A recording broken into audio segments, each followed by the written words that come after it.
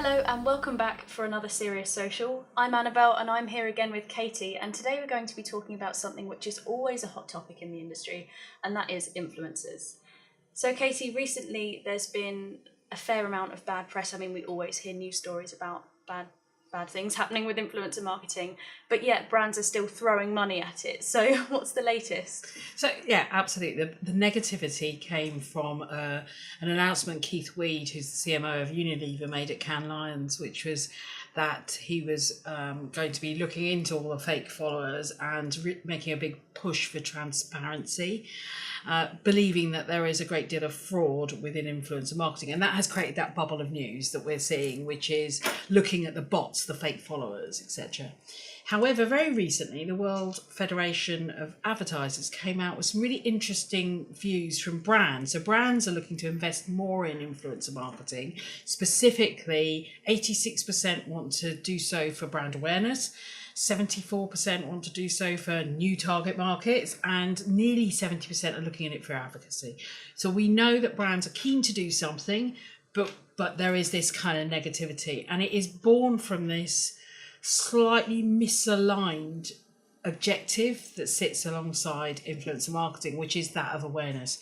And so that means that paid to reach kind of model that sits around it, it just doesn't exist anymore. It shouldn't exist. If it exists, it's making a mess of your marketing. The paid to reach influencers, it's much easier if you want to garner reach to use paid social advertising. It's much worse to try and do that through influencer marketing. And the rationale for that is that if you're chasing the numbers, if you're looking for influencers that have lots and lots of followers, you're likely to have those that are gaming the system in order to get loads of followers. Right. You're also going to end up with this issue that you follow the followers that might not be a great influencer fit for your brand. And then add to that an issue that kind of came up last year, which was a number of rather large agencies and a couple of very well-known brands got a slap on the wrist from the Advertising Standards Authority, which is the ASA, for not following the CAT code, which says that if you pay for a promotion, you need to tell the audience this is a paid-for promotion. However, if you don't have a good fit with the influencer that is promoting your product, and then you put hashtag paid or this is a promoted story on it, it's never going to help you along the advocacy route either.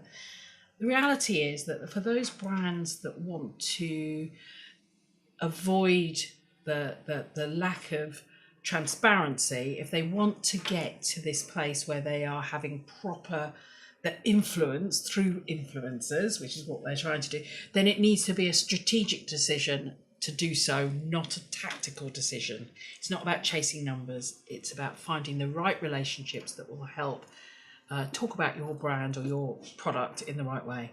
Right.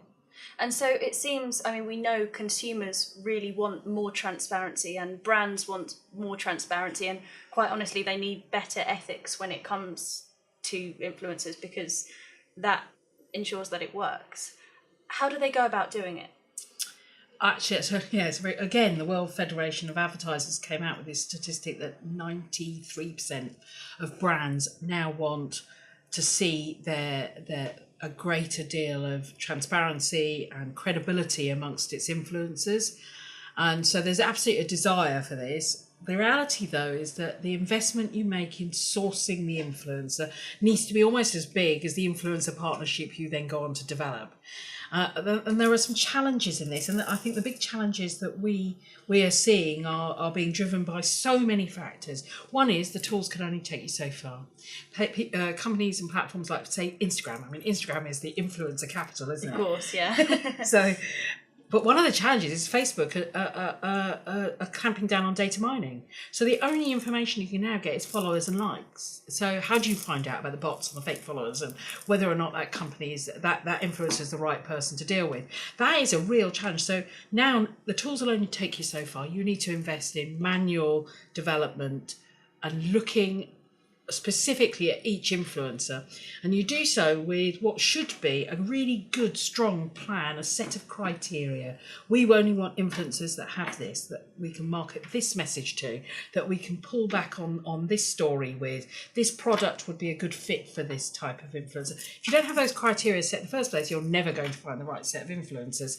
So the manual kind of drawing out, the finding the right influencers, the avoiding the kind of just splashing out on let's get as much reach as possible, and then building that relationship.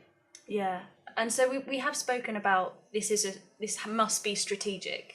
Brands working with influencers absolutely must be strategic, and brands really want an authentic, direct connection with, well, the influence to start with, and then subsequently their audiences. So what does that relationship look like? Where does it start, and what should it look like? The key word is relationship, and this is what, if you're moving at speed, if you're just gathering up numbers and you're trying, it doesn't. Let me tell you, when we started Immediate Future in 2004, so we're probably the oldest social media agency in the UK. Our main role was influencer marketing, because there wasn't much else but MySpace, and influencer marketing was really blogger relations back then. We did some work with Sony Electronics for their DSLRs, which are those kind of slightly posher cameras, competing, as you can imagine, Sony against the big two other brands that sit out there, won't mention them.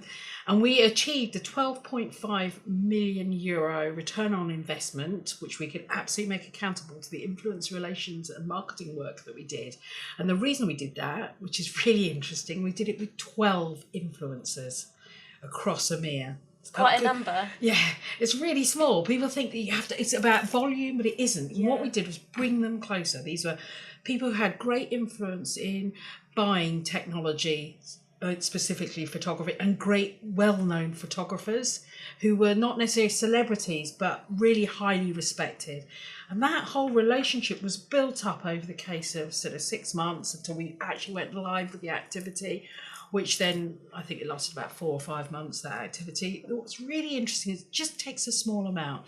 That strength in relationship. So one of the things that brands should do is look at long-term relationships, not just for the next 6 months. It's not for a program, it's not for a campaign, it's ongoing. Keep hand-holding, keep working with them. Don't treat all influencers the same, because unsurprisingly they're not. They'll all have different priorities, different audience sets. Once you understand that and start to work closer with them, that works better. Great. And so from our experience and from what we know in the wider industry as well, how can we sort of sum up our main tips for influencer marketing? What's the best way to approach it? Take your time. Do you know what? It should be fun working with influencers, because it should be more co-creation, more creativity, more collaboration, which actually builds in a relationship between a brand, the brand marketeers or the agency, and the influencer that brings them closer. It should be more fun. So make it interesting, make it part of a real relationship. The second is behave ethically. The treating influencers like a media buying exercise is just such a waste of your time, and it's a waste of your marketing budget, and it's such a slow way to get to market. There's much better ways to do it. So those would be my 2 priority ones. Fantastic. So there you have it. Ethical, strategic relationships when it comes to influencers, and that's how we think is best to approach it. Thanks for tuning into this Serious Social. If you'd like to watch our other Serious Socials, you can go onto the Serious Social hashtag or go to our YouTube channel. Thanks for watching.